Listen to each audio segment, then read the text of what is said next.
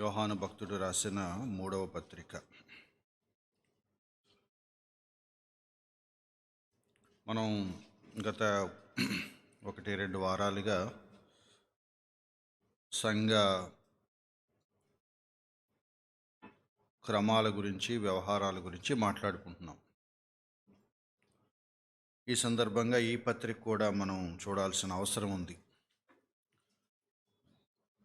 యోహాను భక్తుడు 5 పుస్తకాలు రాశాడు, మనందరికీ తెలుసు. సువార్త 1, 3 పత్రికలు, ప్రకటన గ్రంథం కూడా రాశాడు. ఈ 3 పత్రికల్లో ఈ 2 పత్రికలు, 2వ పత్రిక, 3వ పత్రిక, ఈ 2 చిన్న పత్రికలు, అంటే ఒకే ఒక అధ్యాయం ఉన్న పత్రికలు, కానీ సంఘ సమస్యల గురించి రాసిన పత్రికలు.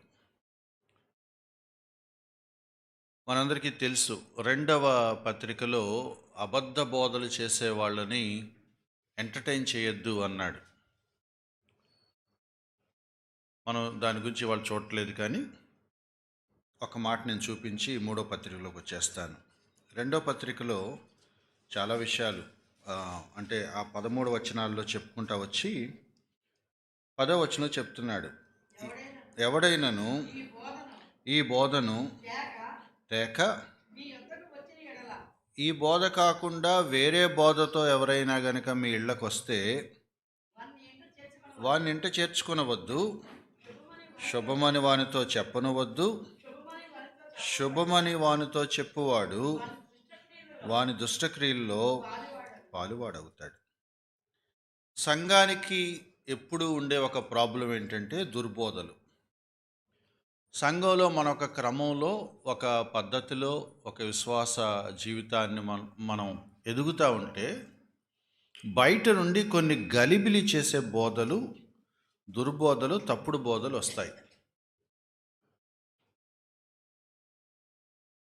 పునాది సత్యాలు మనం ఏవైతే నేర్చుకున్నామో, ఏ పునాదుల మీదైతే మన ఆత్మీయ జీవితాన్ని మనం కట్టుకున్నామో, వాటికి భిన్నమైనవి బయట నుంచి మనకు వినపడుతూ ఉంటాయి. ఇక్కడ ఏం జరిగిందో తెలియదు, పూర్తి వివరాలు లేవు, చిన్న పత్రిక, సమాచారం తక్కువ ఉంది. అటువంటి దుర్బోధలు చేసే వాళ్ళని ఆ సంఘంలో కొంతమంది తమ ఇళ్ళకు రానిచ్చారట, తమ ఇంట్లో ఆతిథ్యం ఇచ్చారట, వాళ్ళని ఉండనిచ్చారు. వాళ్ళకి వార్నింగ్ ఇస్తున్నాడు, అటువంటి వాళ్ళని చేర్చుకోవద్దు, కనీసం శుభం అని కూడా చెప్పొద్దు, గుడ్ మార్నింగ్ అనో ప్రైజ్ లార్డ్ అనో కూడా చెప్పొద్దు. మీరు వాళ్ళతో కలిసి మంచిగా మాట్లాడుతూ వాళ్ళకి మీ ఇళ్ళకి రానిస్తున్నారు, కూర్చోబెట్టి కాఫీలు టీలు ఇస్తున్నారంటే అర్థం ఏంటంటే ఆ దుర్బోధలో మీరు కూడా పాలిభాగస్తులు అవుతున్నారు. అది చాలా శాపగ్రస్తము. ఇది 2వ పత్రిక సారాంశం. అంటే చెడు బోధలతో మీరు కలవద్దు. మీ సంఘంలో మీరు ఏదైతే నేర్చుకున్నారో, అపోస్తల బోధ ఏదైతే ఉందో, వాక్యంలో ఏదైతే ఉందో దానికి మీరు కట్టుబడి ఉండాలి. దుర్బోధల్ని ప్రోత్సహించకూడదు, దుర్బోధలను అసలు ఎంటర్టైన్ చేయకూడదు. అయితే 3వ పత్రికలో వచ్చేటప్పటికి సంఘానికి వెలుపల దుర్బోధలు ప్రమాదం ఉంది. 3వ పత్రిక సంఘం లోపల ఉన్న ఒక ప్రమాదం గురించి మాట్లాడుతున్నాడు. సర్వసాధారణంగా ప్రతి సంఘంలోనూ తారసపడే ఒక సమస్య 3వ పత్రికలో చెప్తున్నాడు. మనం ముఖ్యమైన వచనాలు చదువుకుంటూ మనం వెళదాం. పెద్దనైనా నేను, ఎవరు పెద్దనైనా? యోహాను భక్తుడు రాస్తున్నాడు. ఎవరికి రాస్తున్నాడు? గాయు అనే వ్యక్తికి రాస్తున్నాడు. ప్రియుడా, నీ ఆత్మ వర్ధిల్లుచున్న ప్రకారము నీవు అన్ని విషయముల్లోనూ వర్ధిల్లుచు సౌఖ్యముగా ఉండవలనని ప్రార్థించున్నాను. ఈ వచనాన్ని పట్టుకొని చాలామంది అన్ని విషయాలు వర్ధిల్లాలి అని దుర్బోధలు చేసేవాళ్ళు ఉన్నారు. అన్ని విషయాలు వర్ధిల్లాలని అందరూ కోరుకుంటారు. ఇక రాయబడిన మాట ఏంటి? నీ ఆత్మ వర్ధిల్లుచున్న ప్రకారం నువ్వు అన్ని విషయాలు వర్ధిల్లాలి. అంటే నీ ఆత్మీయ జీవితంలో ఎదుగుదల ఎలా ఉందో, నువ్వు మామూలుగా అన్ని విషయాల్లో కూడా నీ ఎదుగుదల అలాగే ఉండాలని కోరుకుంటున్నాం. కుశల ప్రశ్నలు వేసేటప్పుడు కోరుకోవటంలో తప్పేమీ లేదు. శివయ్య గారు మంచి ఆరోగ్యంగా ఉండాలని అంటాం, అదో సిద్ధాంతం ఏం కాదు. అది ఒక మంచి ప్రార్థన. కొన్ని అనువాదాల్లో అంటే ఇంగ్లీష్ అనువాదాలు చదువుతూ ఉంటే మనకేమనిపిస్తుందంటే, ఈయనకేదో హెల్త్ ప్రాబ్లం ఉందేమో అందుకని ఈ మాట రాశాడేమో అని అంటారు. స్పిరిచువల్గా బాగున్నాడు, కానీ ఆరోగ్య సమస్యలు ఏవో కొన్ని ఉన్నాయి, నువ్వు ఆ సమస్యల నుంచి త్వరగా కోలుకోవాలని నీ కోసం ప్రార్థన చేస్తున్నాను అని ఉంటాడు అని కొంతమంది ఉద్దేశం. కాబట్టి ఒక వ్యక్తి క్షేమాన్ని కోరుకోవటం మంచిదే. ఇతరుల కోసం మనం ప్రార్థన చేసేటప్పుడు ఈ ప్రకారంగా ప్రార్థన చేయటం మంచిది. సో అతని కోసం ప్రార్థన చేస్తున్నాడు. 3వ వచనంలో సంగతిలోకి వస్తున్నాడు. నీవు సత్యమును అనుసరించి నడుచుకుంటున్నావు గనుక సహోదరులు వచ్చి నీ సత్య ప్రవర్తన గూర్చి సాక్ష్యం చెప్పగా విని బహుగా సంతోషించారు. గాయు అనే వ్యక్తి దగ్గరికి కొంతమంది సహోదరులు వెళ్ళారు, కొంతమంది విశ్వాసులు వెళ్ళారు. అక్కడ అతను ఎలా జీవిస్తున్నాడో, అతని జీవితం ఏంటో, అతని ప్రవర్తన ఏంటో, అతని సాక్ష్యం ఏంటో వాళ్ళు పరిశీలించి చూసి మళ్ళీ తిరిగి వచ్చి యోహానికి చెప్పారు. యోహాను చాలా సంతోషించాడు. ఏమని సాక్ష్యం చెప్పారంటే 3వ వచనం, సత్యమును అనుసరించి నడుచుకుంటున్నావని చెప్పారట. సత్యములో నడుచుకుంటున్నావు, వాక్యానికి ప్రాధాన్యత ఇస్తూ వాక్య ప్రకారంగా అతను జీవిస్తున్నాడు. తను నేర్చుకున్న సత్యాన్ని అనుసరించి నడుస్తున్నాడు. తన ప్రవర్తనకి కారణం ఏంటంటే తను నేర్చుకున్న వాక్యం. ఆ సంగతి యోహాను గారికి తెలియగానే ఆయన చాలా సంతోషించాడు. దాన్నే 4వ వచనంలో చెప్తున్నాడు గర్వంగా, నా పిల్లలు సత్యమును అనుసరించి నడుచుకుంటున్నారని వినుట కంటే నాకు ఎక్కువైన సంతోషం ఏమీ లేదు. ఎవరు పిల్లలు? గాయు యోహానుకి పిల్లవుతాడా? ఆత్మీయంగా బహుశా తన ద్వారానే ప్రభువులోకి వచ్చాడేమో, లేకపోతే తన ద్వారా ఆత్మీయంగా స్థిరపడ్డాడేమో.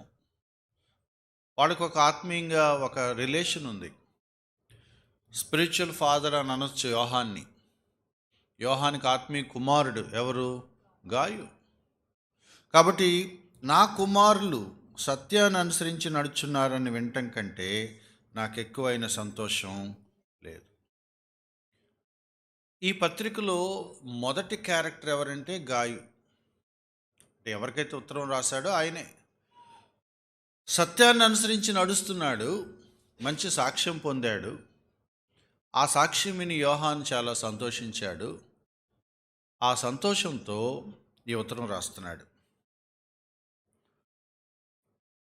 ప్రియుడ, 5వ వచనం, ప్రియుడ, వారు పరదేశులైనను సహోదరులుగా ఉన్నవారికి నీవు చేసినదెల్లా విశ్వాసికి తగినట్టుగా చేస్తున్నావు. ఈయన కొంతమందికి సహాయం చేశాడు. సహోదరులు అంటే యేసుక్రీస్తు నమ్ముకున్న వాళ్ళే, కానీ ఆయన అంతగా పరిచయం ఉన్నవాళ్ళు కాదు, పరదేశులు. కనపడింది ఆ మాట మీకు? 5వ వచనం, వారు పరదేశులైనను సహోదరులే. వాళ్ళు క్రీస్తు యందు విశ్వాసం ఉంచిన వాళ్ళే, విశ్వాసులే. వేరే ప్రాంతం నుంచి వచ్చారు. ఎవరి దగ్గరికి? గాయి దగ్గరికి. సువార్త పని కోసం వచ్చారు. ఒక్కొక్క ఊరు సువార్త ప్రకటిస్తూ కొంతమంది సహోదరులు గాయి దగ్గరికి వచ్చారు. సేవ చేస్తున్నారు కాబట్టి మిషనరీలు కదా, ఇంటికి రానిచ్చాడు. ఇంట్లో పెట్టుకొని బాగా చూసుకున్నాడు, మంచి ఆతిథ్యం ఇచ్చాడు. కొంతమంది సహోదరులు యోహాన్ గారికి రిపోర్ట్ ఇచ్చారు కదా, ఆ రిపోర్ట్లో ఈ సంగతి కూడా అందింది. సువార్త పని చేస్తున్న వాళ్ళని, పరదేశులైన వారిని చాలా బాగా చూసుకున్నాడు, దాన్ని మెచ్చుకుంటున్నాడు. నీవు చేసినదెల్లా విశ్వాసకి తగినట్టుగా ఉంది. నువ్వు వాళ్ళని ఎలా చూసావంటే ఆ చూసిన విధానాన్ని బట్టి నువ్వు నిజంగా విశ్వాసివి అని రుజువు చేసుకున్నావు. నువ్వు చేసిందల్లా ఎలా ఉందంటే విశ్వాసికి తగినట్లుగా ఉంది. నువ్వు చేసిన పనుల వల్ల నువ్వు విశ్వాసివి అని రుజువు చేసుకున్నావు. ఒక విశ్వాసి ఎటువంటి క్రియలు చేస్తాడని నేను ఆశపడ్డానో అవన్నీ నువ్వు చేశావు. ఎవరంటున్నారు ఈ మాట? యోహాన్ అంటున్నాడు. నీ క్రియలు నువ్వు నిజంగా విశ్వాసివే అని రుజువు చేస్తున్నాయి. కాబట్టి సంతోషంగా ఉంది అని చెప్తున్నాడు. వారు నీ ప్రేమను గూర్చి సంఘం ఎదుట సాక్ష్యం ఇచ్చిరి. వాళ్ళు వెళ్ళిపోయాక వాళ్ళ ప్రాంతాలకి అక్కడ వాళ్ళ సంఘంలో చెప్పారట, గాయి అని ఒక అతను మమ్మల్ని చాలా బాగా చూసుకున్నాడండి అని వాళ్ళు సాక్ష్యం చెప్పారట. కాబట్టి ఇదేం చెప్తుంది అంటే నీ సాక్ష్యాన్ని చెప్తుంది. ఇలా నువ్వు ప్రవర్తించడానికి కారణం నువ్వు నేర్చుకున్న వాక్యం. ఇది నువ్వు నిజంగా విశ్వాసవే అనటానికి రుజువు.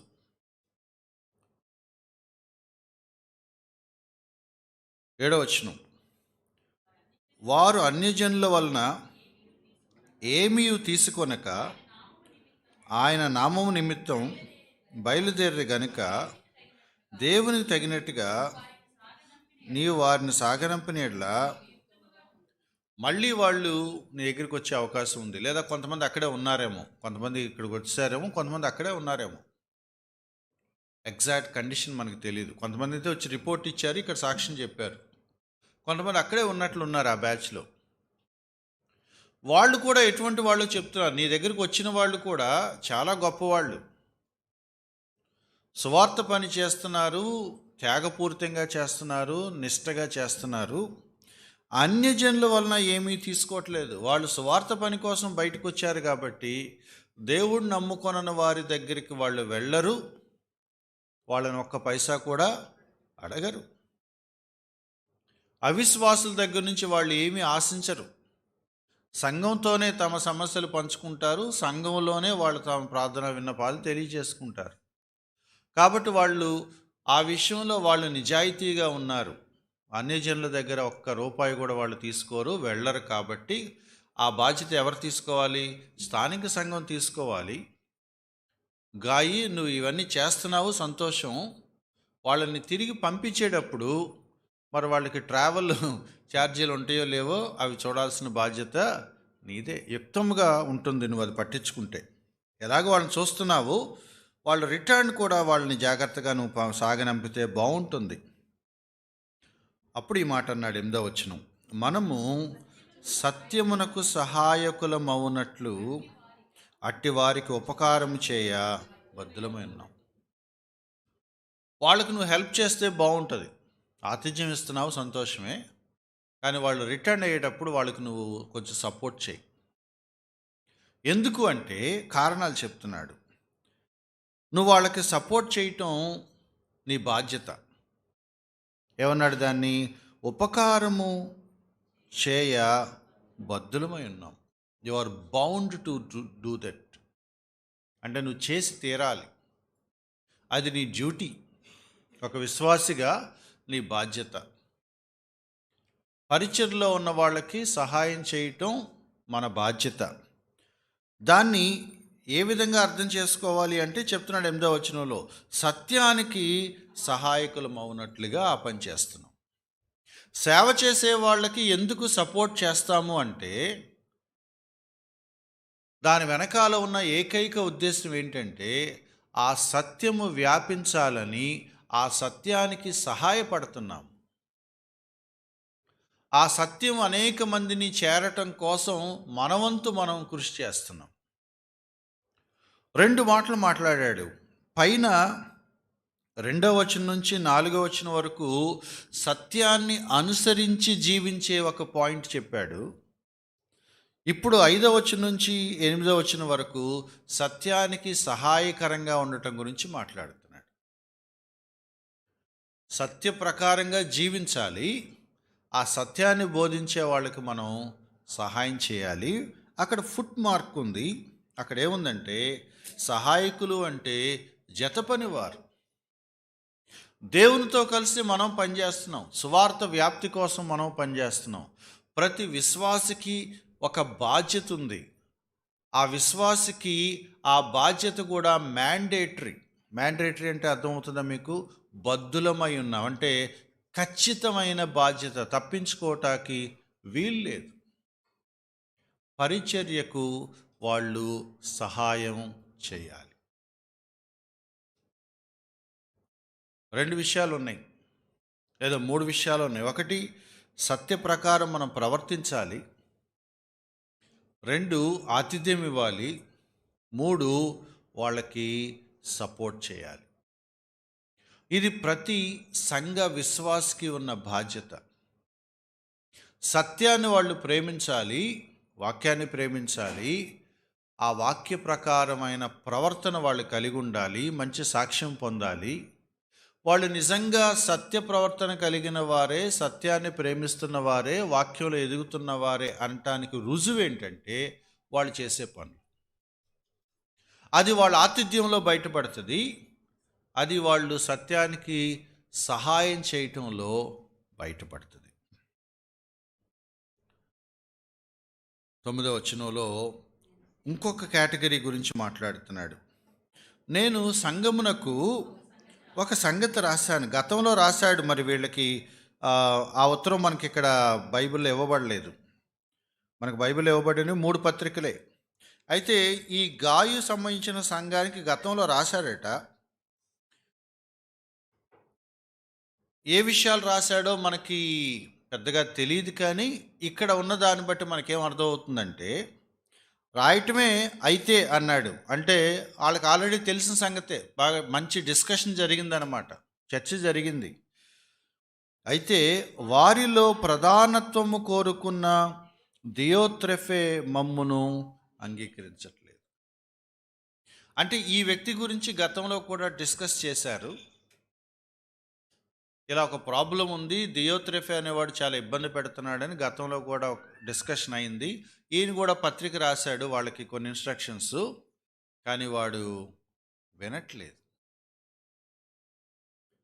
ఇప్పుడు అతని గురించి కూడా ప్రస్తావిస్తున్నాడు. అంటే వీళ్ళు ఎక్స్పెక్ట్ చేస్తాడుగా గాయి, మరి దాని గురించి దైవ సేవకుడు ఏం చెప్పలేదని. మీకు గతంలో రాశాను, ఇక దాని గురించి నేను పెద్దగా మాట్లాడదలుచుకోవట్లేదు, ఎందుకంటే అతను మాట వినే తత్వం అతనికి లేదు. ఏంటి అతని ప్రాబ్లం అంటే ప్రధానత్వం కోరుకుంటాడట. స్థానిక సంఘంలో 100% మనకు ఎదురయ్యే ఒక ఖచ్చితమైన సమస్య ఏంటంటే, ఇక్కడ నాకు ఒక గుర్తింపు కావాలి. మనుషుల బుద్ధులు చాలా చిత్రంగా ఉంటాయి. ఆ సేవ వాడు ప్రారంభించడు, ఆ పునాదులు వాడు వేయడు, ఆ పరిచర్య వాడు కట్టడు. ఆడొక రోజు వచ్చి కూర్చుంటాడు ఇక్కడ, 4 రోజులకు రెగ్యులర్గా వచ్చాక నేనే ఇక్కడ పెత్తనం చేస్తానంటాడు. అదేం బుద్ధి అర్థం కాదు. దానికి అసలు ఆడు ఏమీ చేయడు, కానీ వాడు పెత్తనం చేస్తాడు. ఈయన ఎవరంటే యోహాను. యేసుక్రీస్తు వారి 12 మంది శిష్యుల్లో అత్యంత ప్రియమైన వాడు, ఆది సంఘంలో పెద్దగా పరిగణించబడినవాడు. అంటే యాకోబు మరణించాక, పేతురు మరణించాక, అపోస్తలులందరూ మరణించాక చివరికి బతికున్నవాడు ఈయనే అని అంటారు. ఆఖరి పుస్తకం రాసినవాడు. పౌలు, బర్నబాలు, శీలలు ఇటువంటి వాళ్ళు మిషనరీ యాత్రల మీద అన్య ప్రాంతాలకు ప్రయాణాలు చేసినప్పుడు యెరూషలేములో నిలకడగా ఉండి వ్యవహారాలు చూసినవాడు. ఈయన ఉత్తరం రాస్తే కూడా వాడు మాట వినలేదంటే వాడిని ఏమనాలి? అప్పటి సంఘాలకి పెద్ద దిక్కు ఈయనే. యేసుక్రీస్తు వారి అచ్చమైన శిష్యుడు. ఆయన చెప్పినా కూడా వింటలేదంటే ఇక వాడు ఎటువంటి వాడు? ప్రధానత్వం కోరుకున్నాడట. ప్రధానత్వం ఎందుకు కోరుకుంటాడు? ప్రధానత్వం కోరుకునే వాళ్ళ బుద్ధి ఏంటి? స్థానిక సంఘంలో ఇది ఒక పెద్ద సమస్య. చాలా సంఘాలు చీలిపోవటానికి ఇదే కారణం. సంఘాలు బ్రాంచ్‌లు అయ్యి ఎవడికి వాడు విడిగా వెళ్ళి పెట్టేసుకోవటానికి కారణం ప్రధానత్వమే. ఏంటి ప్రధానత్వం అంటే, నేను చెప్పిన మాట వినాలి, నాకు అధికారం కావాలి, నేను ఇక్కడ ప్రముఖుడిగా ఉండాలి, ఎప్పుడు మీరే పెత్తనం, నా పెత్తనం కూడా చెల్లాలి. మనం లాస్ట్ టైం అంతకుముందు కూడా మాట్లాడుకున్నాం. సంఘంలో ఒక ప్లేస్, ఒక పని, ఒక బాధ్యత ఎవరివ్వాలి?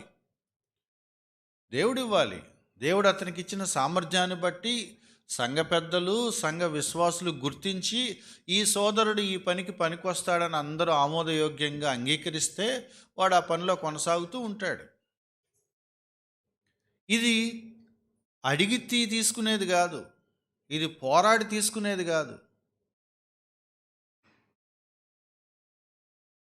చాలా విచారం ఏంటంటే, కొన్ని చర్చిలో ఎలక్షన్లు పెడతారు, ఓట్లు వేస్తారు. కొన్ని చర్చిలో ఉన్న ఎలక్షన్లు పెడతారు, సంఘ పెద్దలకు ఎలక్షన్లు పెడతారు, ఓట్లు వేస్తారు. చాలా దరిద్రంగా ఆ ఓట్లు వేయటాక వాళ్ళ ఇళ్ళకెళ్ళి డబ్బులు ఇచ్చొస్తారు. అంటే పొలిటికల్ పార్టీస్ చేసేదానికి మన సంఘంలో జరుగుతున్న దానికి తేడా లేదు. అంటే వాళ్ళకి ఏం కావాలి? ప్రధానత్వం కావాలి. పత్రిక ప్రారంభంలో ఏం చెప్పాడు? విశ్వాసిగా నీ ప్రవర్తన ఎలా ఉంది? సత్యాన్ని అనుసరించి నడుస్తున్నావా లేదా? నీ క్రియలు నువ్వు విశ్వాసివని గుర్తిస్తున్నట్లుగా నిరూపిస్తున్నాయి. మరి అటువంటి స్థాయి ఉండాల్సిన వ్యక్తులు, అటువంటి సాక్ష్యం ఉండాల్సిన వ్యక్తులు, వాళ్ళ మధ్యలో ఒక వేరేవాడు ఒకడు ఉన్నాడనమాట. గాయ లాంటి వాళ్ళు ఆ సంఘంలో ఉన్నారు, మంచి సాక్ష్యం పొందారు. వేరే సంఘాల వాళ్ళు గొప్పగా చెప్పుకుంటున్నారు, పలానా వాళ్ళు బాగా చూసుకున్నారని. వాళ్ళు సత్యానికి సహాయకరంగా ఉన్నారు, సత్య ప్రకారం జీవిస్తున్నారు. కానీ ఒక చేదు వేరు, ఇంకో వేరే వాళ్ళు కూడా ఉన్నారు. వాళ్ళు ఏంటంటే ప్రధానత్వం కోరుకుంటారు, వాళ్ళకు ఒక గుర్తింపు కోరుకుంటారు, వాళ్ళు పెత్తనం చేస్తారు. అది సంఘాన్ని పాడు చేస్తుంది. 10వ వచనం, వాడు మమ్మను గూర్చి, ఎవడి గురించి? యోహాను అనే ఒక అపోస్తలుడి గురించి వాడు చెడ్డ మాటలు చెప్తున్నాడంటే ఏమనాలి వాడిని? అంటే వాడు ఏ స్థాయికి దిగజారాడు? యోహాను గారిని అనే స్థాయి వాడికి ఎక్కడది అసలు? వాడి వయసు ఏంటి? వాడి అనుభవం ఏంటి? యేసుక్రీస్తు వారితో అచ్చంగా 3 సంవత్సరాలు తిరిగిన ఆయన, యేసుక్రీస్తు వారి రొమ్మున తలబెట్టుకొని చనువుగా ఉన్న ఆయన, యేసుక్రీస్తు వారు తన తల్లిని చివరి దినాల్లో, శిలువ మీద చివరి క్షణాల్లో తన కుటుంబ సభ్యులకు కూడా ఇవ్వకుండా యోహానికి అప్పచెప్పిన నమ్మకమైన వ్యక్తి. గెత్సేమనే వనంలో అందరూ విడిచి వెళ్ళిపోతే చివరిదాకా ఒంటరిగా శిలువ దగ్గరికి వచ్చి ధైర్యంగా నిలబడినవాడు. ఆయన రాసిన పత్రికలే దేవుని వాక్యం ఇవాళ మనం చదువుకుంటున్నాము. ఆయన చెబితే కూడా వీడు వినకపోగా ఈయన మళ్ళీ ఆయన మీద ఏం చేస్తున్నాడంట? చెడ్డ మాటలు పలుకుతున్నాడంట. అక్కడ పదం రాశాడు, చాలా చాలా కరెక్ట్ పదం అన్నమాట. అది చాలదన్నట్టు సహోదరులను తానే చేర్చుకొనక చెడ్డ మాటలు వదరుచు. వదరటం అంటే తెలుసా? వాగటం. ఇక నోరు తెరిస్తే ఏదోటి అంటూ ఉంటాడు. ఇక తన ఉద్దేశం ఏంటంటే, ఒక వ్యక్తిని బ్యాడ్ చేస్తూ ఉంటే, కాన్స్టెంట్గా చేస్తూ ఉంటే ఇతనికి ఏదో గుర్తింపు వస్తుందని. ఇది చాలామంది అన్ఫార్చునేట్గా సంఘస్థులు చేసే ఒక స్ట్రాటజీ. ఏదో ఒకటి తప్పుని భూతద్దంలో పట్టుకొని దాన్ని పదే పదే 100 మంది దగ్గర డిస్కస్ చేస్తూ ఉంటే అదో పెద్ద క్రైమ్ లాగా విశ్వాసులు అనుకుంటా ఉంటే, ఎదుటి విశ్వాసులు తక్కువ చేయబడాలి, దాన్ని ఇతను అడ్వాంటేజ్గా తీసుకోవాలి. ఇదొక కుటిల పన్నాగం.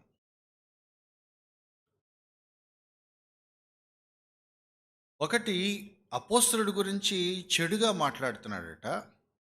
2, సహోదరులను చేర్చుకోడట.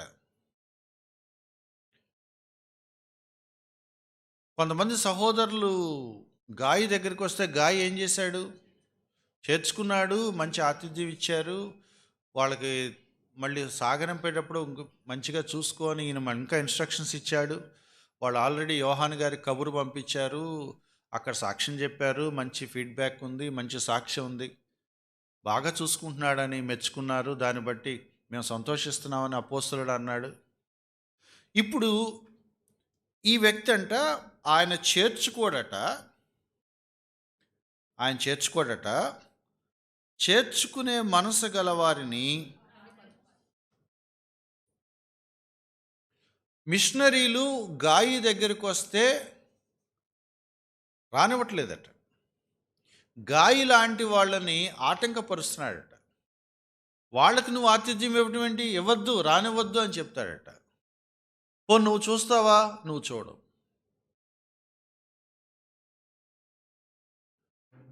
నువ్వు ప్రధానత్వం కోరుకున్న తర్వాత నువ్వు దైవ సేవకుడి మీద చెడ్డగా మాట్లాడుతున్నావు.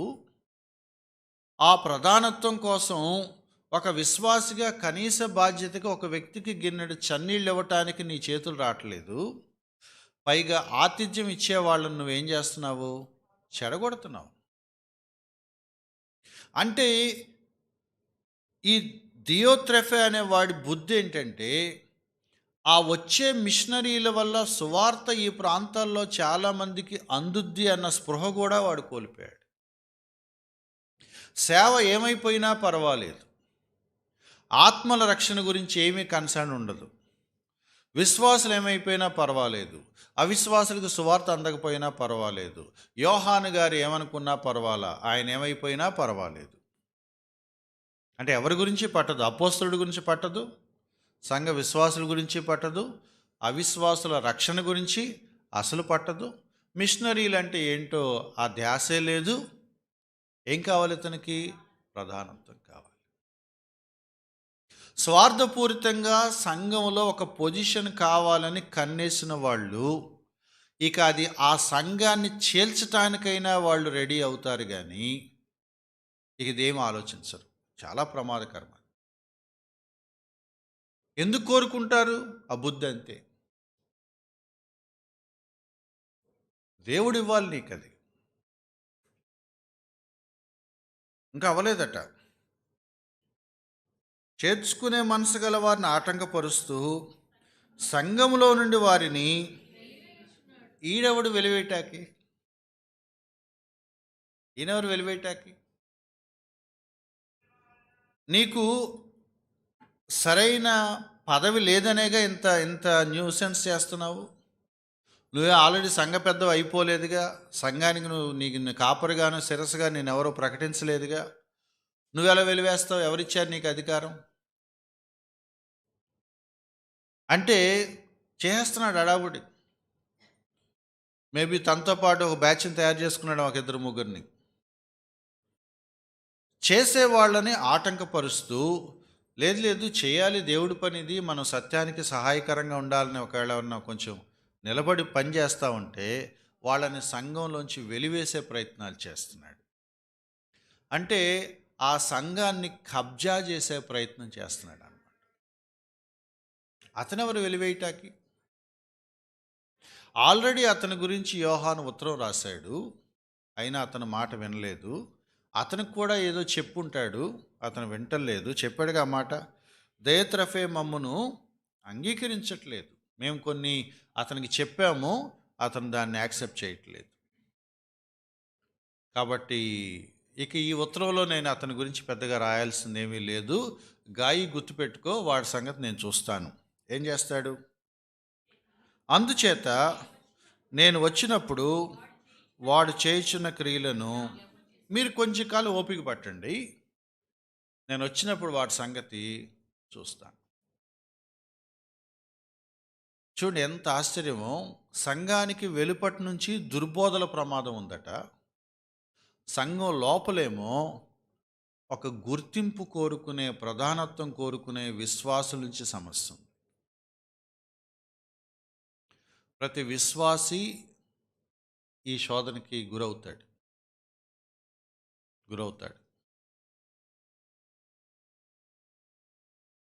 ముగ్గురు సండే స్కూల్ టీచర్లు ఉన్నారనుకోండి, పాస్టర్ గారు ఒకళ్ళని డ్రామా అన్నారనుకోండి, మిగతా ఇద్దరు క్వశ్చన్ మార్కులు వస్తాయి చుట్టూ. మనం పిలవలేదేంటి, వాళ్ళనే పిలిచారేంటి?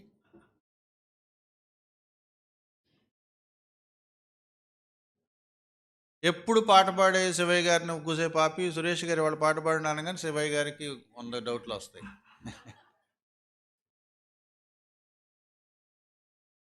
ఇది మానవ స్వభావం. మనకి తెలియకుండా మన లోపల ఏదో ఒక రకమైన మనస్తత్వం ఉంటుంది. అది ఒక్కోసారి శృతి మించి అది దేనికో పట్టుకోకూడని దాన్ని గట్టిగా పట్టుకుంటే అది వికృతమైన వేషాలు వేస్తూ ఉంటుంది.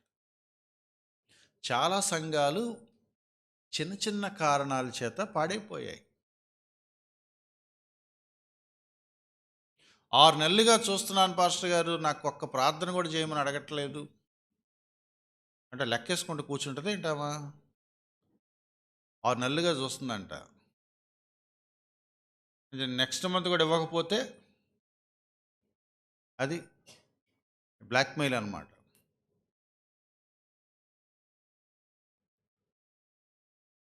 ఒక ఆయన వెళ్ళి అన్నాడంట, నాకు దేవుడు చాలా తలాంతులు ఇచ్చాడు, నేను అసలు యాక్చువల్గా సంఘ పెద్దగా ఉండాల్సిన వాడిని, మీరు నాకు ఏ పోస్ట్ ఇవ్వట్లేదు, మీరు ఏదైనా పోస్ట్ ఇస్తారేమో చూశాను ఇంతకాలం, మీరు నాకు ఇవ్వట్లేదు, మీరు ఇస్తే ఇవ్వండి, లేదా నేను వేరే చోట నాకు చాలా అవకాశాలు ఉన్నాయి అన్నాడంట.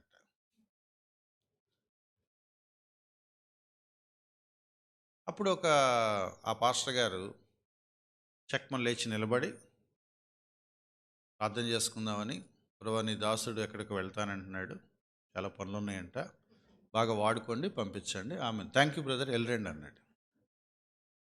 అంతే, పంపిస్తాడు. లాస్ట్ వీక్ అంతకుముందు కూడా మాట్లాడుకున్నాం, సంఘంలో ఒక బాధ్యత అడిగి తీసుకునేది కాదు, దేవుడు ఇవ్వాలి, సంఘం దానికి ఏకగ్రీవంగా తీసుకోవాలి.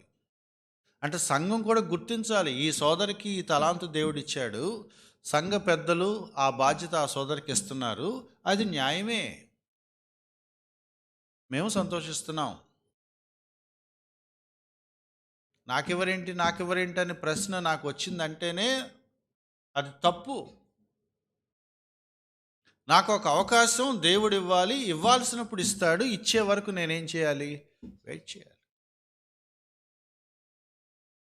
యోహాను గాయికి చెప్తున్నాడు, గాయిని ఏం చేయాలో కూడా నేను చెప్తాను, మీరు కొంచెం ఓపిక బట్టి వెయిట్ చేయండి. నీది కాని ఒక పదవిని నువ్వు కోరుకుంటాం చాలా చాలా ప్రమాదం. నీకు ఏదన్నా సంఘంలో దేని మీద కన్ను పడితే నువ్వు కళ్ళు మూసుకో, అంతే, పర్ఫెక్ట్ రెమెడీ అది, మనది కాదులే అనుకొని కన్ను మూసుకో. దేవుడు నీకు ఇస్తే ఆ పని చేయి, అది ఎట్లా వస్తుందా అని స్కెచ్ గీయమాక. నువ్వు సంఘాన్ని పాడు చేస్తున్నావు, నీ వల్ల ఇతర విశ్వాసులు నష్టపోతున్నారు. 3 వ్యక్తులు. గాయి ఏం చేశాడు, సత్య ప్రకారం జీవించాడు, మంచి సాక్ష్యం పొందాడు, సత్య ప్రవర్తన కలిగి ఉన్నాడు. తర్వాత ఎవరు, దెయోత్రెఫే సంఘానికి ఆటంకంగా ఉన్నాడు, ప్రధానత్వం కోరుకున్నాడు, అపోస్తులుడు దైవ సేవకుడి మీద చెడ్డ మాటలు మాట్లాడుతున్నాడు, వదరుతున్నాడు, ఆటంకపరుస్తున్నాడు, అవిశ్వాసుల రక్షణను కూడా పక్కన పెట్టి ఆ పరిచర్య జరగనీయకుండా చూస్తున్నాడు, విశ్వాసుల్ని సంఘంలోనికి రానియకుండా చేస్తున్నాడు, సంఘాన్ని మొత్తం పాడు చేయడానికి సిద్ధపడిపోయాడు. చాలా చిత్రంగా రెండే రెండు మాటల్లో చెప్తున్నాడు. 11వ వచనం, ప్రియుడ చెడ్డ కార్యము కాక మంచి కార్యమును అనుసరించి. చెప్పండి, ఇప్పుడు దాకా మనం మాట్లాడుకున్న దాన్ని బట్టి చెడ్డ కార్యం చేసిన వాడెవడు, మంచి కార్యం చేసిన వాడెవడు? అంతే. గాయి ఇప్పుడు దాకా నువ్వు చేసుకుంటూ వచ్చిన పని మంచిది, నువ్వు అలాగే కొనసాగు. అతను చేసేది చెడ్డ పని అని నీకు అర్థం అవుతుంది, అది నమ్మన కొద్దిగా. ఆ రోజు నేను చర్చిలో ఎందుకు ఆ క్వశ్చన్ లేవనెత్తానంటే, ఇవన్నీ కథలు. దానివల్ల వచ్చే రిజల్ట్ ఏంటి? మేలు జరుగుతుందా, కీడు జరుగుతుందా? తేల్చేశాడు. ఏమన్నాడు? చెడు కార్యమా, మంచి కార్యమా? దాన్ని ఇంకోలా చెప్పాడు, మేలు చేయువాడు దేవుని సంబంధి, కీడు చేయువాడు దేవుని చూచినవాడు కాదు. మన సిద్ధాంతం ఏంటండి? యేసుక్రీస్తు వారు నీకు నేర్పించింది ఏంటి? నువ్వు సహించాలి, నువ్వు క్షమించాలి, నువ్వు దీర్ఘశాంతంతో ఓర్చుకోవాలి. నీకు అందాల్సింది నీకు అందకపోతే పర్వాలేదులే, నువ్వు తగ్గించుకోవాలి. కానీ నువ్వు దానికోసం ఫైట్ చేస్తావా? దానికోసం పోరాడి సంఘాన్ని చిన్నాభిన్నం చేస్తావా? నువ్వు మేలు చేస్తున్నావా, కీడు చేస్తున్నావా? అంటే నీకు దక్కాలి అని నువ్వు అనుకున్న దానికోసం సంఘాన్ని ముక్కలు ముక్కలు చేసి దక్కించుకుంటావా? 100 మంది ఉన్న సంఘంలో వాడి పెత్తనం కోసం దానికి 3 భాగాలు చేసి 10 మందిని పక్క తీసుకెళ్ళిపోయి పాకలో చర్చి పెట్టేస్తాడు. ఏమనాలి ఆ బుద్ధిని? రెండే 2 స్టేట్మెంట్స్ అనమాట, చాలా బ్యూటిఫుల్గా రాశాడు. తేల్చేసుకోవచ్చు. ఏమని తేల్చుకోవచ్చు? మేలు చేయవాడు దేవుని సంబంధి, కీడు చేయవాడు దేవుని చూచినవాడు కాడు. మీరు చెప్పండి, దియోత్రెఫే ఏ కేటగిరీలో ఉన్నాడు? కీడు చేసేవాడు. దియోత్రెఫే విశ్వాసేనా? కాదు. దేవుని ఎరిగిన వాడు సంఘ క్షేమం కోసం పనిచేస్తాడు. దేవుని ఎరిగిన వాడు మేలు చేయాలని చూస్తాడు. సంఘానికి కీడు కలిగించేలాగా, సంఘానికి హాని కలిగించేలాగా ఆటంకపరుస్తూ పనిచేసేవాడు, కీడు చేస్తున్నవాడు, వాడు విశ్వాస లక్షణాలు లేవాళ్ళు. వాడు దేవుని ఎరిగిన వాడైతే, దేవుని చూసిన వాడైతే ఈ పని చేయడు. గాయి గుర్తుపెట్టుకో, వాడు విశ్వాసే కాదు. నీ క్రియల వల్ల నువ్వు విశ్వాసివి అని అనిపించుకున్నావు, నేను సంతోషిస్తున్నాను. కానీ తన క్రియల వల్ల విశ్వాసి కాదు అని ఇంకోటి అనిపించుకుంటున్నాడు. వాడి సంగతి నేను వచ్చినప్పుడు చూస్తాను.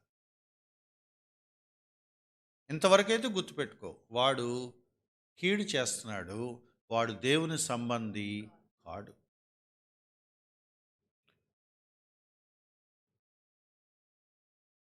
పన్నెండవ వచనం, దేమేత్రియు అందరి వలనను సత్యం వలనను మంచి సాక్ష్యము పొందినవాడు. 3వ కేటగిరీ ఉన్నాడట. ఎవరతను? దేమేత్రి. దేమేత్రి ఏం చేశాడో స్టోరీ రాయలేదు, చిన్న వివరం కూడా ఇవ్వలేదు. మీ అందరికీ తెలుసు కదా అన్నట్టుగా చెప్తున్నాడు. గాయికి చెప్తున్నాడు, గాయి గుర్తుపెట్టుకో, దేమేత్రి లాంటి వాడు దేవుడి సంబంధి. దియోత్రెఫే లాంటి వాడు దేవుడి సంబంధి కాడు.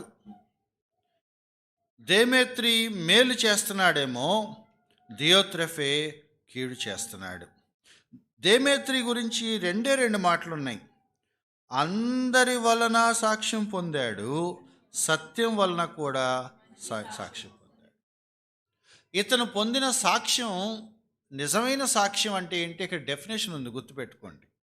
మంచి సాక్ష్యం అని దేన్ని అంటామంటే, అందరూ అతని గురించి మంచిగా చెప్పాలి, అతని మంచి సత్య ప్రకారంగా ఉండాలి. అతను అందరి వల్ల సాక్ష్యం పొందాడు, కానీ అతను పొందిన సాక్ష్యం వాక్యానుసారంగా ఉన్నాడు కాబట్టే. సురేష్ గారు చాలా మంచోడండి అని మా సందులో వాళ్ళు కూడా అంటారు. మా సందులో వాళ్ళు అన్నా, సంఘంలో అన్నా ఒకటే ఎట్లా అవుతుంది? నేను మంచివాడిని అనేది వాళ్ళకి నచ్చి కాదు, అడిగినప్పుడల్లా ₹100 ఇస్తాడండి, చాలా మంచోడండి, అది కాదు. వాక్యం వలన, వాక్య ప్రమాణాలు, విశ్వాస ప్రమాణాలు, ఆత్మీయ ప్రమాణాలు ఉన్నాయి. సత్యం వలన కూడా అతను సాక్ష్యం పొందాడు. వాక్యానుసారమైన ప్రవర్తన అతను కలిగి ఉన్నాడు కాబట్టే అతనికి ఆ మంచి సాక్ష్యం వచ్చింది. అది అందరూ యాక్సెప్ట్ చేస్తున్నారు. మంచి సాక్ష్యం అని ఎప్పుడు అంటావంటే, అందరూ నిన్ను మెచ్చుకోవాలి మంచిగా ఉన్నాడని. అయితే ఆ మంచితనం ఎలా ఉండాలి? వాక్య ప్రకారంగా ఉండాలి. అంటే నీకు వచ్చే సాక్ష్యం బైబిల్ ప్రకారంగా కరెక్ట్ అయి ఉండాలి, ప్రజల దృష్టిలో కూడా కరెక్ట్ ఉండాలి. దేమేత్రికి ఆ సాక్ష్యం ఉందట. మేము కూడా అతనికి సాక్ష్యం ఇస్తున్నాం, అందరి వల్ల సాక్ష్యం ఉందంట దేమేత్రికి. యోహాన్ అంటున్నాడు, మాకు కూడా తెలుసు అతను, నేను కూడా చెప్తున్నాను, దేమేత్రి చాలా మంచి సాక్ష్యం గలవాడు. అతడు దేవుని సంబంధి, అతడు సంఘానికి మేలు చేస్తాడు. దేయోత్రెఫే విశ్వాసి కాదు. మా సాక్ష్యం సత్యమైనదని నీ వెరుగుదు. ఏమంటున్నాడు? గాయి, ఇప్పుడు గుర్తుపెట్టుకో, నేను చెప్పానంటే అది సత్యమని నీకు తెలుసు కదా. నేను ఊరికి ఒకరిని సర్టిఫై చేయను కదా, ఇద్దరిని సర్టిఫై చేస్తున్నాడు. ఇప్పుడు ఇంకా చెప్పండి, ముగ్గురిని చేస్తున్నాడు. అయితే గాయి గురించి గాయికే చెప్పేశాడు కాబట్టి దాన్ని పక్కన పెడితే, గాయికి ఇద్దరు విషయం చెప్తున్నాడు. గాయి గుర్తుపెట్టుకో, ఒకటి, దియోత్రెఫే విశ్వాసి కాదు, దెమెత్రి మంచి సాక్ష్యం పొందినవాడు, మేమే సాక్ష్యం. అయిపోయింది పత్రిక. అనేక సంగతులు రాయాలనుకున్నాను, రాయటం నాకు ఇష్టం లేదు, కాబట్టి నేను ముఖాముఖి కలుసుకుంటాను, అప్పుడు వచ్చి మాట్లాడుకుందాం, మీకు సమాధానం కలుగును గాక, వందనాలు చెప్తున్నామని క్లోజ్ చేశాడు. స్థానిక సంఘానికి ఎదురయ్యే సమస్య, తరచు వచ్చే సమస్య ఏంటో చెప్పాడు. అది ఎప్పుడు ఎవరి వల్ల వస్తుందో తెలియదు. రెండు విషయాలు. సంఘంలో వినయంగా మన పని మనం చేసుకుంటూ, దేవుడు నాకు ఏదైనా తన కృపా సామర్థ్యాలు నాకు ఇచ్చినప్పుడు, నాకు అవకాశాలు ఇచ్చినప్పుడు, తనదైన సమయంలో దేవుడు నాకు ఏదైనా ఒక పని, ఒక బాధ్యత నాకు అప్పగిస్తే, నేను దాన్ని వినయంతో తీసుకొని ఆ పని చేసుకోవాలంతే. గుర్తింపు కోరుకునే ఒక ప్రమాదకరమైన లక్షణం నుంచి విశ్వాసి బయటపడాలి. ఐడెంటిటీ క్రైసిస్ అంటాం. గుర్తింపు పొందాలనే తపన. ఆ గుర్తింపు పొందడం కోసం చాలా హడావుడి చేస్తూ ఉంటారు. నేను రకరకాల సంఘాలకు వెళ్తూ ఉంటాను కాబట్టి ఇట్లాంటి స్టోరీలు నాకు తెలుసు. ఒక ఫ్యామిలీ ఉన్నారు ఒక ఊర్లో. ఆ చర్చికి ఏ స్పీకర్ వచ్చినా వాళ్ళ ఇంట్లోనే ఉండాలి. వాళ్ళే ఆ గెస్ట్కి మంచి చెడు చూస్తారు. వేరే ఇంట్లో పెడతామని గనక పాస్టర్ గారు అన్నారా, అయిపోయింది. ఇక అలుగుతారు, ఏం చేయరు, రారు. ఇక అయిపోయింది, ఇక సంబంధం అయిపోయింది, ఆ రోజుతో తెగిపోద్ది. నేను తరచు వెళ్ళేవాడిని. ఒక ఇంట్లో పెడుతున్నారు, ఏంటి పద్దాక ఇక్కడే పెడుతున్నారు ఏంటన్నా. అమ్మో, ఇక్కడ పెట్టకపోతే ఇంకేమైనా ఉందా, గొడవలు అయిపోతాయి బ్రదర్స్ అన్నాడు. సరే, నాకు అట్లాంటివి బాగా బీపీ వచ్చేది.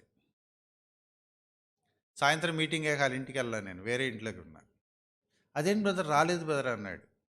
అంటే సురేష్ గారు ఏంటో మరి నేను చెప్పాను కానీ ఆయన వేరే చోటుకి వెళ్ళాడు అన్నాడు. నేను చెప్పాను, నీ దగ్గర ఉంటేనే నువ్వు చర్చకొచ్చే లెక్కైతే రా మాకు నువ్వు. అది కూడా ఒక రోజుకి వచ్చే గెస్ట్ కోసం సంఘంలో ఉన్న రిలేషన్ పోతుందా? అదేం లెక్క అండి? అలుగుతారా అంటే పెత్తనం అనమాట వాళ్ళు. ఈ సంఘంలో మేము చాలా ఇంపార్టెంట్ ఫ్యామిలీ, ఈ సంఘంలో ఏదైనా కొంచెం వ్యవహారం జరిగితే మా చేతుల మీదే జరగాలి. అంటే దేవాదాయ శాఖ అధికారులు అనమాట వాళ్ళు. ఆ టెంపుల్ వ్యవహారాలను వీళ్ళే చూస్తారు, వీళ్ళే మెయిన్ పూజలో వెళ్ళి కూర్చుంటారు. కామన్ మ్యాన్కి అక్కడ అవకాశం ఉండదు, అట్లా అన్నమాట.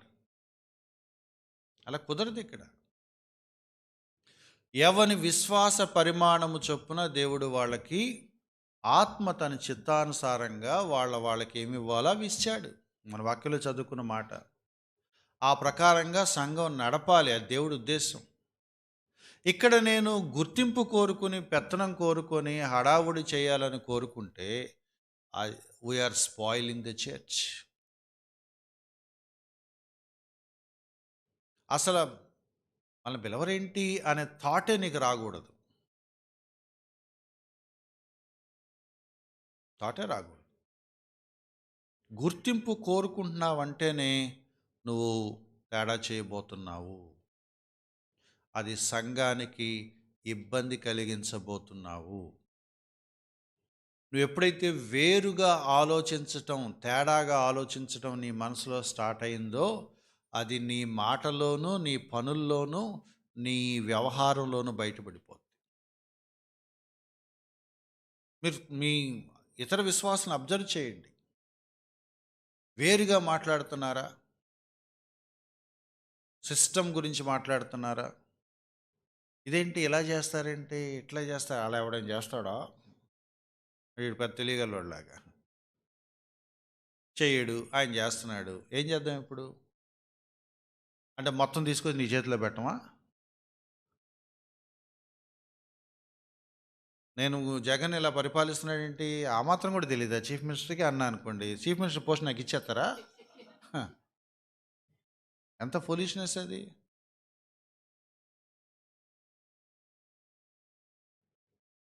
ఆ మధ్యలో ఎక్కడో చదివాను నేను, రోడ్డు మీద గోతులుంటే ఏం చేస్తుంది ప్రభుత్వం అన్నాడంట.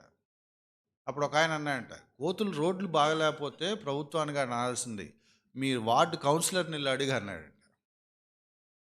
మాటకేముంది, నాలిక. చీఫ్ మినిస్టర్ని తిట్టుకోవడం చాలా ఈజీ, ఎందుకంటే ఆయన వినపడదు, ఆయన కనపడదు. నీకు నిజంగా ధైర్యం ఉంటే నీ వార్డు కౌన్సిలర్ దగ్గరికి వెళ్ళు, దమ్ముంటే. ఏమంటే ఏంటి ఆ గోతులని అడుగు, ఆయనకి ఏమని చెప్తాడు చూడు. వెళ్ళరు, భయం.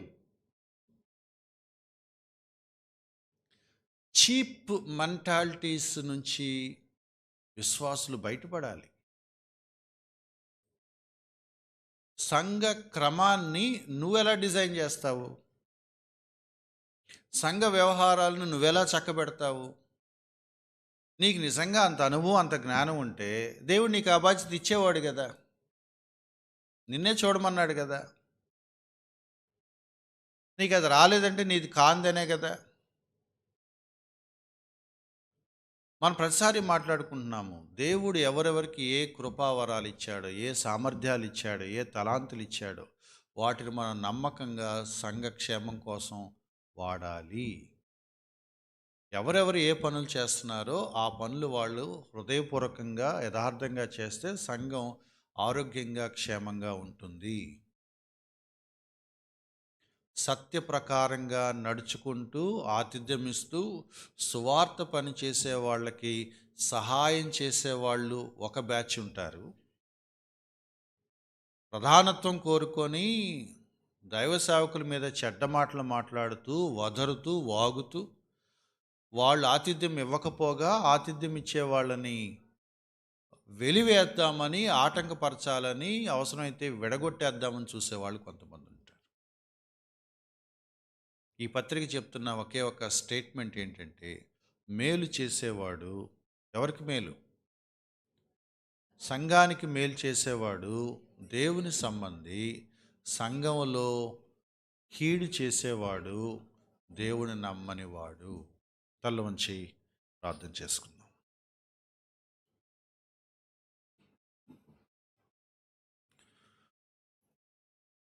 తల్ల వంచి ప్రార్థన చేసుకుందాం. ప్రతి సంఘంలో ఉండే సమస్య ఇది, ప్రతి విశ్వాసికి ఎదురయ్యే శోధన ఇది. మనం మెలకువ కలిగి ఉండాలి.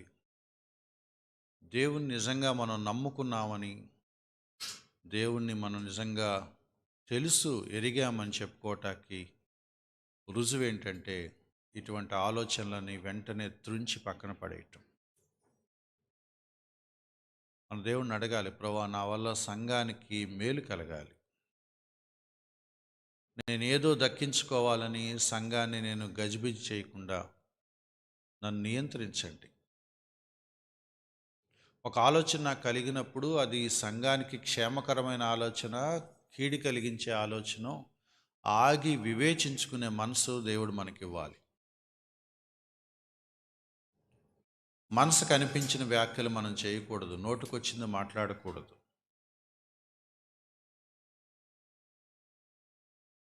నీకు దేవుడు ఒక బాధ్యత ఇవ్వాలనుకుంటే ఎవరు దాన్ని ఆపలేరు. నీకు దేవుడు ఇప్పట్లో ఏ బాధ్యత ఇవ్వట్లేదు అని అంటే నువ్వు దాన్ని లాక్కోవద్దు. మౌనంగా సత్యంలో ఎదుగుతూ, సత్య ప్రకారంగా జీవిస్తూ, అన్ని విషయాల్లో వర్ధిల్లుతూ నీ విశ్వాస జీవితం కొనసాగిస్తూ ఉండాలి. దేవుడు తనదైన సమయంలో ఎవరెవరిని ఏ విధంగా చేయాలో అది సంఘ క్షేమాభివృద్ధి కోసం దేవుడు చేస్తాడు. ఇది ఉద్యోగంలో ప్రమోషన్ కాదండి. ఇది ఉద్యోగం ప్రమోషన్ కాదు. వచ్చి 4 ఏళ్ళు అయింది, నాకేం అప్పచెప్పలేదు. ఇది ఉద్యోగ సంస్థ కాదు, ప్రభుత్వ సంస్థ కాదు, ఇది సంఘం. నీ ఆత్మీయ జీవితం దేవుడికి ఇంపార్టెంట్, నీ పదవి కాదు. సంఘ క్షేమాభివృద్ధి కోసం దేవుడు ఎప్పుడు ఎవరిని దేనికి ఎంచుకుంటాడో అది దేవుడి ఇష్టం. ఆ విధంగా దేవుడు వాళ్ళని వాడుకుంటాడు. మనం సత్య ప్రకారంగా జీవించబద్ధులమై ఉన్నాం. మంచి సాక్ష్యం కలిగి ఉండబద్ధులమై ఉన్నాం. సహోదరులను చేర్చుకొని ఆతిథ్యం ఇవ్వటం మన బాధ్యత. సత్యానికి సహాయకరంగా ఉంటూ వాళ్ళకి మనం సపోర్ట్ చేయటం మన బాధ్యత. ఇంతకుమించి మనం ఆలోచించడానికి వీల్లేదు. ఆ పైన దేవుడు మీకు ఏదైనా బాధ్యత అప్పచెప్తే దాన్ని మీరు తగ్గింపు హృదయంతో స్వీకరించండి. ప్రధానత్వం కోరుకోవద్దు, గుర్తింపు కోరుకోవద్దు, పెత్తనం కోరుకోవద్దు, ఏదో ఒక పేరు కోరుకోవద్దు. నేను లేకపోతే ఏమీ లేదు అని సరదా కూడా అనద్దు. నువ్వు లేకపోయినా సంఘం నడుస్తుంది, ఎందుకంటే సంఘం నీది కాదు, ప్రభువుది.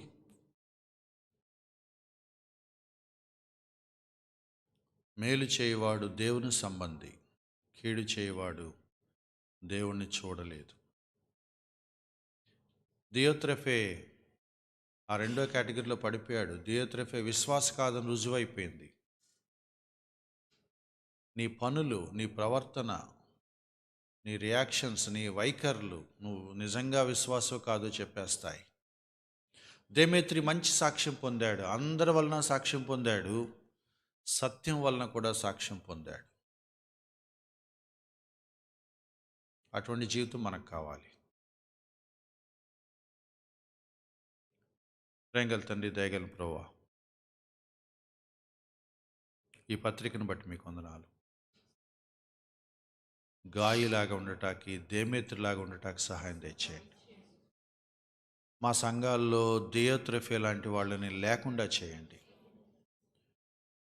అటువంటి వైఖరి, అటువంటి స్వభావం మాలో ఎవ్వరికీ కలగకుండా సహాయం దయచేయండి. భిన్నమైన ఆలోచనలు, మొగ్గలను తుంచి వేసుకునే ఆ వివేకం, వివేచన, ఆ హృదయం మాకు ఇవ్వండి. సత్య ప్రకారంగా జీవిస్తూ నీ వాక్యానికి అనుగుణంగా ఎప్పటికప్పుడు మమ్మల్ని సరిచేసుకుంటూ సంఘ పద్ధతిలో, వాక్య పద్ధతిలో మేము వర్ధిల్లటానికి సహాయం తెచ్చేయండి. మా గుర్తింపు కంటే, మా ప్రధానత్వం కంటే, మా పదవుల కంటే సంఘ క్షేమాభివృద్ధి చాలా ప్రాముఖ్యమన్న సంగతి మా హృదయాల మీద ముద్రించండి. సంఘ క్షేమం కోసం మేము కొన్ని వదులుకోవటానికైనా సిద్ధంగా ఉండేలాగా ఆ మనసు మాకు దయచేయండి. మా వల్ల సంఘ ఐక్యతకు కానీ, సంఘంలో శాంతికి కానీ, సమాధానానికి కానీ ఎటువంటి భంగం వాటిల్లకుండా మమ్మల్ని కంట్రోల్ చేయండి.